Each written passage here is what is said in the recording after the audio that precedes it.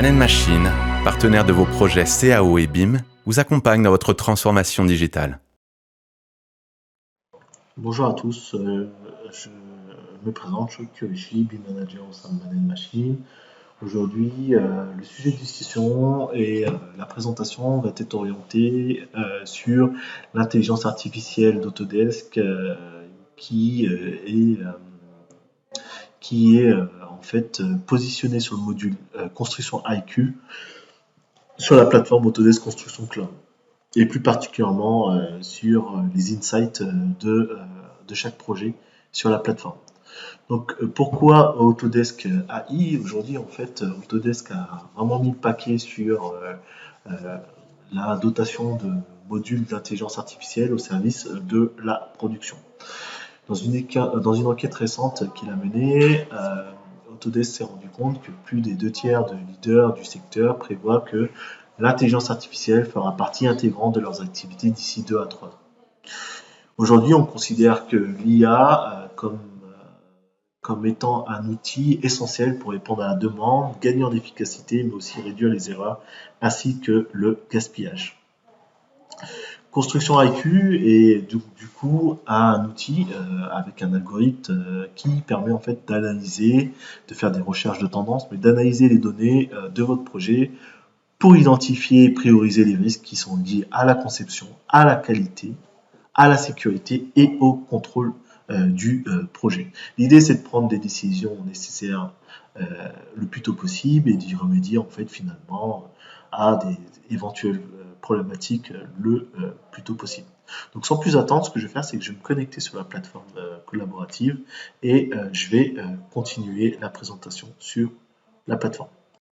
Donc voilà, je suis connecté sur la plateforme collaborative, ça a été rapide, j'avais déjà préparé la vue. Donc en fait, l'idée c'est de pouvoir se connecter sur accautodesk.com, de se connecter et d'aller sur le My Home. Bon, la fenêtre que vous avez en face de vous vous permet en fait d'avoir une visibilité globale sur le projet. Donc vous avez plusieurs cartes en effet. Ces cartes-là en fait se comportent en fait tout simplement comme des indicateurs qui vont vous permettre de suivre l'ensemble des projets sur votre plateforme. L'idée pour nous maintenant c'est d'aller sur un projet unique parce qu'en fait construction IQ est orienté projet. Et une fois que vous êtes sur votre projet, que vous l'avez sélectionné, vous allez pouvoir du coup aller sur le module Insight. C'est sur ce module-là que construction IQ est déployé. Donc on lui laisse 2 secondes, le temps de son chargement.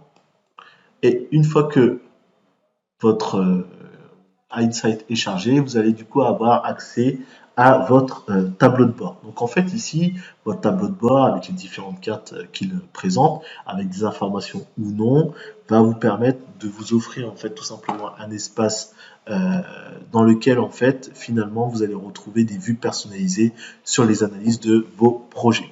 L'ensemble des cartes qui sont affichées en fait par défaut dépend en fait des produits spécifiques auxquels vous avez accès et de la disponibilité d'IQ pour le compte. Vous pouvez personnaliser ce tableau de bord en fonction des bibliothèques de cartes et si besoin en fait vous allez même pouvoir aller chercher du coup des cartes de partenaires. On va revenir dessus dans quelques secondes. Je vais vous présenter aussi du coup les différentes autres cartes que vous avez de dispo, comme celle des risques, de la conception, de la qualité et de la sécurité. Encore une fois, en fonction des informations que vous allez avoir de disponibles sur votre projet, les informations vont être du coup mises à jour. Alors par exemple pour la carte des risques, l'idée c'est d'avoir un aperçu global des métriques qui seront liées aux problèmes à haut risque qui touchent actuellement votre projet. Donc toutes les problématiques qui vont être soulevées grâce à Construction IQ seront liées aux différents métadonnées et données que vous aurez enrichies sur les projets, que ce soit même pour les demandes d'information ou alors sur les différentes soumissions. Donc les données qui sont relatives au risque de votre projet sont regroupées du coup en une seule vue. Celle, par exemple pour les risques, ce sera celle-ci.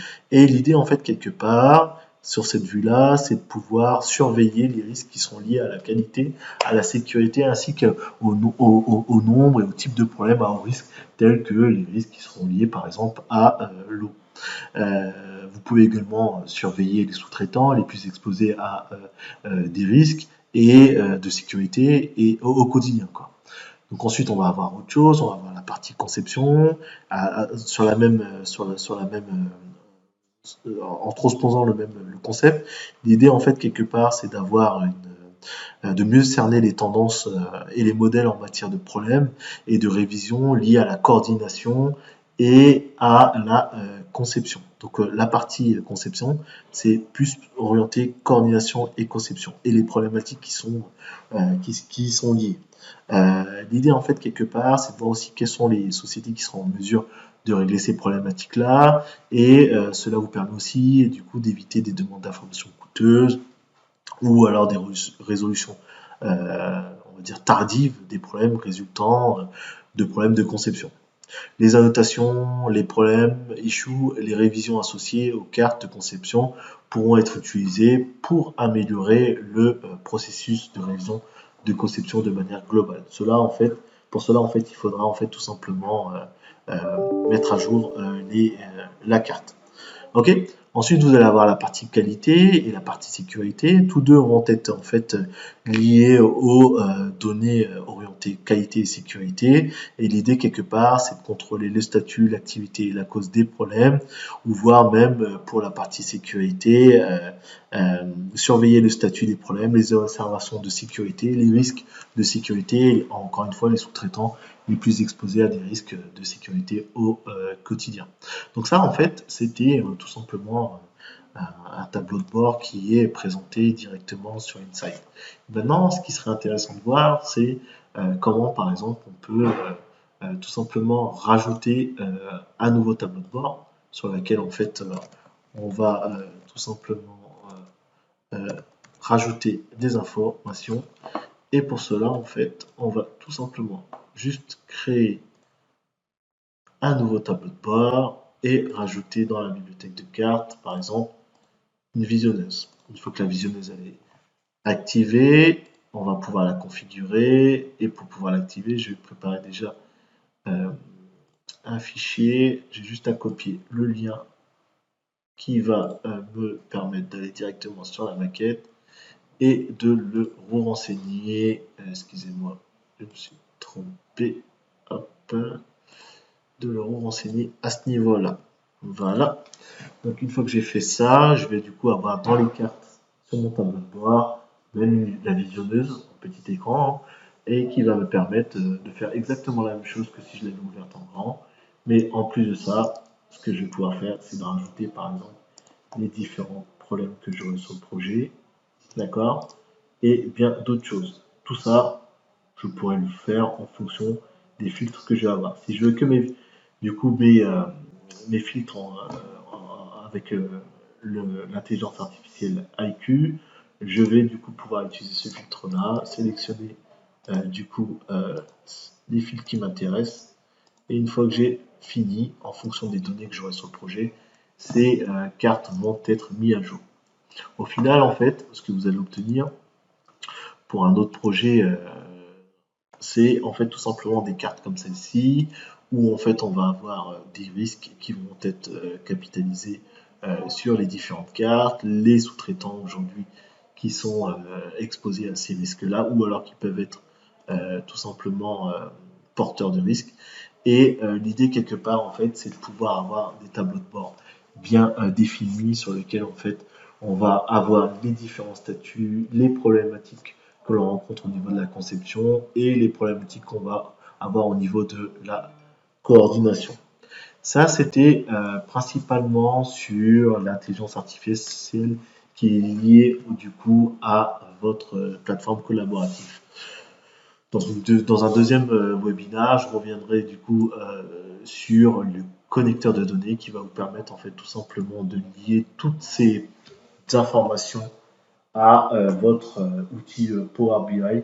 L'idée quelque part, c'est une fois que vous avez lié votre outil Power BI directement à votre avec compte Autodesk Construction Cloud, c'est de pouvoir en fait accéder aux informations les plus pertinentes sans forcément avoir à vous connecter directement sur le projet.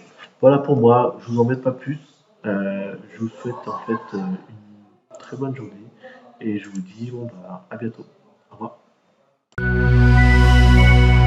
Man Machine, partenaire de vos projets CAO et BIM, vous accompagne dans votre transformation digitale.